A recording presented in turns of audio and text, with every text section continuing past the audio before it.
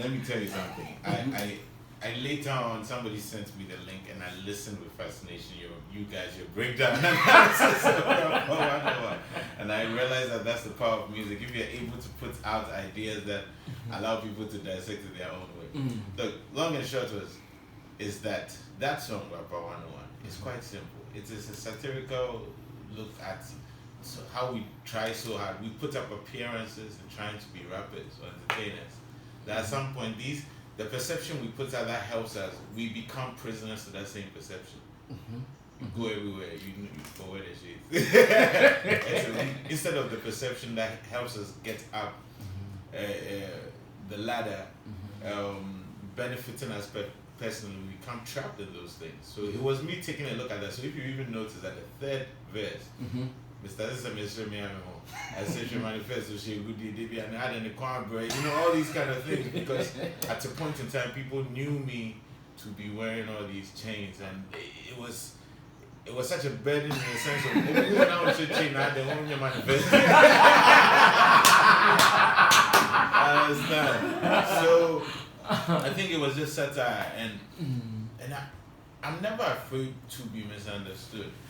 So that song, some people are upset, but I mean, it was just a clever take on how we become prisoners. So though it was satirical, still you were taking a dig at some one or two happenings, which obviously we could link people to them. I think if it's clever and true, you can put the hat on different people and it will fit.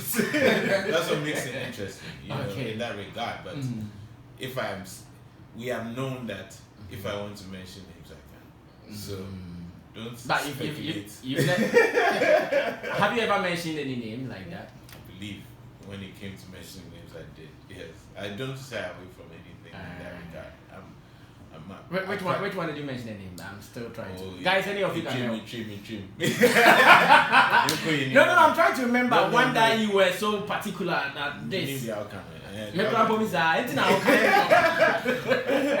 it's fine that I release such songs and then people have their own takes on it. So Rapper 101 is actually the fans that forced me to release a song because almost I'm in release here at church. So then I went to the studio that day. The song was already there and we just did a quick mix and master and put it out. I see.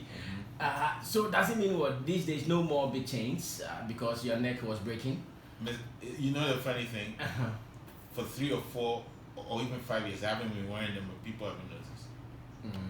Yeah, because all your photos still have them kind of. Not necessarily. Actually, they still see different things. They definitely see more rings and other accessories, but because the image is there, that's the beautiful thing about kind of tricking people with how you comfortably want to present yourself. So, but I make sure I evolve. People notice me with the hats now, but 3 years ago I wasn't wearing hats. But now in their minds it's like, oh, if they see me and they see it, they see somebody in the shadow with a hat and a beard is manifest. So I think for me, I've been okay to evolve, but to be consistent as who I am. So they changed. I've been chainless for like a good 4 or 5 years. I think I've heard you somewhere also put out an argument that how you look is not branding. And now that we're talking about the chains, that you are not wearing them, but in the picture we still see them kind of. How do you still defend that point that how you appear is not branding alone? It is not branding. It is authentic. It is me. This branding business, I mean, yes. Because in a sense, if you can be your authentic self and then pronounce it, like, so I'm my authentic self, but yeah, I do work with stylists, etc. So they are not trying to give me an idea or an image. They are trying to enhance what it is I already want to present or represent. With hats, one day I would literally walked into a store. I traveled somewhere and I tried on some hats. They beat me, and then one of me and my stylists, one of them were like, okay, maybe that's the new thing. And he was also into hats, making hats, etc. So all I'm saying is that it wasn't like there is a conscious effort to go from what is authentic to me and what I love to making a consistent imaging thing. Of course, I'm intentional. I'm not even going to pretend like what I meant was that. And you see it and ask me, I say, okay, today I'm going to start wearing like 3-piece kente because no. It has to come from a genuine, authentic place. Yeah. Now, the way you look, has it ever attracted any ambassadorial deals to you ever? Yeah, actually, quite early on when I came back, because I was actually print heavy then. I remember, I had a 1 year or 2 year relationship with Within at the time. And what was really the deal that always you have to put on something about them? No, not necessarily. I think there were different kind of I don't want to say activations, like different kind of collaborations that we both brought to the table, whether for them it's certain events or going to the factory workers. Definitely about posts as well, but there was a bit of freedom around it because it was already natural to me. So in a sense, it's not like somebody had to force anybody. They didn't have to call my manager and say, please, it's been 2 months, Manifest doesn't want wood. It was natural. I could get a tailor to make me stuff. So so it was for a short time period. It was quite early, so big up to them for that, but I think the relationship is still tight. No, it's not tight. We stopped dealing a long time ago. No beef, it's just like it ended. And there hasn't been any conscious effort to push it again. Yeah. Absolutely. As the reputation gets bigger and the fan base gets bigger, the money should also get bigger. Exactly. I know what you mean. It's business. It's nothing. I know. Are you going to be part of the Creative Arts Forum tomorrow? I have no idea what's going on. I don't know where it's going on. Eventually, maybe. But the partnership. I'm holding. I actually have no idea about this. No, you don't know there is going to be a Creative Arts Forum tomorrow. I don't know.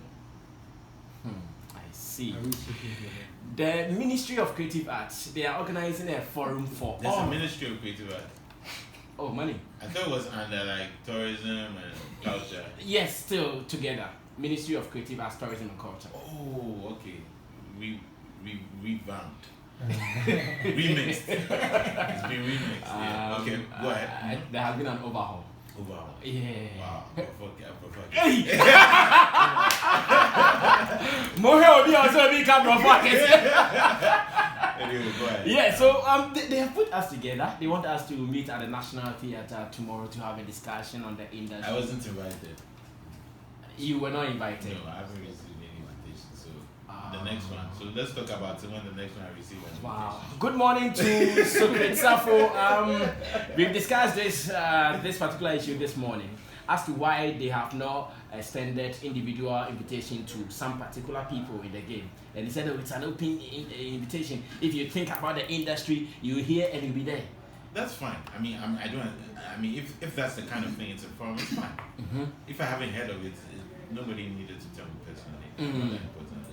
But that's a chance we take in terms of if it's an open forum. Maybe if it was loud on my networks, I would have heard about it, but I haven't heard about it, honestly. I see. That is okay. There is this directive from FDA about celebrities doing the endorsement for alcoholic beverages. I remember, yeah. Do you think it is good for the industry, like money? He can be used to endorse Casa Preco, to add some money to his account and all that. And this thing, some people think it is really taking money from artists and celebrities. I want to get your opinion on that. I found it a strange regulation that they try to implement. Instead of acknowledging the influence of artists and creators and other popular people, they are trying to cage it. They are fearing the influence. Where in the world have you seen influence not being used positively economically and other things to grow economies and other things? I mean, so, but yes, creatives and artists and other people are influential. So yeah, they are afraid that children, other people look up to them. But your fear of that should should be transmitted in how, in your home or whatever thing you raise your children. It can't be a stranger's responsibility. And so for me, I thought it was absolutely bizarre, and it makes no sense to me. There's no precedent here. Look, there needs to be. I think sometimes the camouflage for this is there are people in certain places and they're just religious, and they might apply that to it. And that's what I believe. I have no. It's a speculation because it's this kind of bizarre.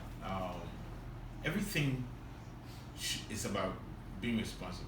Drink responsibly, do this responsibly, make children responsibly, etc. So I think the regulation might not be to just go that far to strip things down, but to maybe make sure that the fine print is always pronounced, that people are not just blatantly just selling things and not caring about how it affects other people, especially minors. But it was a bit bizarre to me. I see. Now, can I say that some of these bizarre things happening are the issues you addressed on Burna Boy's? You addressed on Burna Boy's song, Another Story. Yeah, definitely.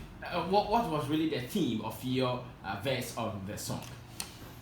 And I think when we were recording that thing, we didn't even discuss it because it's quite immediate what that song is about, how we got here. If you think about it. So I started looking at sort of the current modern day Ghana, and really, Big Man get the motorcade, Big Ben's in the Escalade, Hustle just the Escalade. But March 6th we go celebrate. We still celebrate our independence like as if when it rains, you'll not get flood. We'll get flood and the whole city stops functioning properly. Yesterday the crowd was barely functioning. So we like to we should have pride in ourselves as a people. We should have pride in the work we're able to do to develop and progress. So that was part of what I'm saying, that Ghana and Nigeria, unfortunately, you have similar problems, traffic problems, etc. But it's just more pronounced there. But at the end, I come up with a bit of optimism. If you meet me from minus say I but meet me. So at the end of the day, I come with a little bit of optimism to say, like, look, you're the sport, we are day inside, so at least my mind for day, let's make sure that we try and go on the right track. So yes, it was a critique on where we come from, where we are now, the fact that it's not working. It's not working for most people. It's not working. Those even with small cash, it's not working. Those who don't have credit, it's not working at all. You understand? I mean, this same traffic that 98% of us are in. But now I think you can pay for motorcade, right? Yeah, if you write to the police service. Yeah, if you ask the police service, they can do that for you. It's irritating to me. I did the traffic inside. It's irritating. Most people are irritated. I know. Now, on the same song, you had a certain percentage of tree in there. Yeah. Knowing you were doing something on maybe a foreigner, I was not expecting the money I know to be doing some percentage of tree, but then you did it. What was that conviction? It's organic. I think because it's a very vibely track. The very the contradiction, but the paradox of that track is that it's very vibely. If you listen to just beat and melody and everything, very vibely. Almost, it's a banger in that regard. But the subject matter is quite heavy. So in it being vibely, I'm not doing this super rapper. No, I had to deliver a message clearly, and I think that's what came to me at the end. And also, I remember Kelp, the producer, also be encouraging, like, look, I like it when you do melodies. There are people who, when they listen to my songs, I forget them. Yo, Zed, brother, Kuma's nine, these are things that some people also gravitate to, that aspect of me. They have it, etc. So I just put a little bit of that in me, and I didn't really think about it, that the language. It was just, if in the one way, it would complete the story. So it wasn't. But then did you take time to explain to them what you meant, because they did not understand the language? I don't remember explaining. Okay. Somebody else might have. They just loved the vibe. Vibing. Yeah, we were just vibing. Yeah, and I think it's one of those songs features that I did that I think is great, because I think in the future I will remember this. Okay. Now, how is the manifest influence in Nigeria like? My influence. Nigeria is influencing Ghana. We were not influencing them. But I'm doing this. In terms of, I think there is a growing respect for me over there, and I think within this next year and a half, etc., with more releases, we're probably going to see a greater impact from me. But I think what I've noticed is that the people who get to know me in Nigeria very quickly understand the pedigree, the level. When did this growing respect you are talking about, when did it start? You know, one interesting. I was on a press run in Lagos a couple of weeks ago. A lot of the stations I went to, me, I'm trying to promote new music, the one with Simi, etc. But on their own, the DJs that were pulling up, forget them. Interesting now. That's from 2015. Wow. So they were playing that themselves, some of those people. So it's very interesting to me. And so part of our issue that we've had as Ghanaian artists is I don't think we've properly investigated the kind of influence or when our music is making way, because sometimes we're not even there in presence, or when we go and be present, we don't really do the rounds to really understand what's going on. So the long and short of it is, it's a very difficult thing for me to say, because in the past I have also done stuff with people like Brian from Nowhere Cool. Maybe that would have resonated with some people as well. I've done stuff with Olamide last year, and he's always picked me up, etc. So that also probably contributed more. Now there's the Simi, Burna Boy, etc. So I think it's happening in its own various ways and just connecting. So now when I release my own stuff like Big Man with Simi, then we try and look at, of course, and I know you look at the analytics, we go and see which countries things are coming from. So so I'm hoping for a growing influence. But is it because you now have a song with Simi, that's why you've taken the time to go do some promo there, or you've done that before as Manifest even without any Nigerian connection? No, I've done press there, but I haven't done this kind of intentional press run where I have PR there that is actually putting together something on this magnitude, because we're moving different now. I think this is going to be a completely different rollout plan. I think after years, unfortunately, let me tell you, after years and years of being in the music business, I now better understand it. And we are moving as such. It's not the they do. It's really what you are doing to really make ends. And what you put in and where you have to make certain investments, etc. We are very interested in the day aspect of things. Yeah, yeah, but now, so this was, it wasn't, yes, it's because this album rollout, we have certain ideas of how to move in that regard. And doing Lagos press runs is an important one. I see. Now, the connection with Simi, to those of us who might not know, how did they start? Studio session where in Nigeria, in Ghana? Ghana. Okay. We recorded it in Ghana. Mike Mills produced it. We went to Kwame Voice Studio that day to work out of there that day. Simi was like, she had done a show here, I believe. It was 12:30 in the afternoon. Her flight was 6 p.m. So I went to pick her at 12:30. We didn't know whether we record or not. Just let's go and vibe. And somehow we created the beat from scratch of the song within that time and took her back to her hotel before she got to the airport. So I don't even know.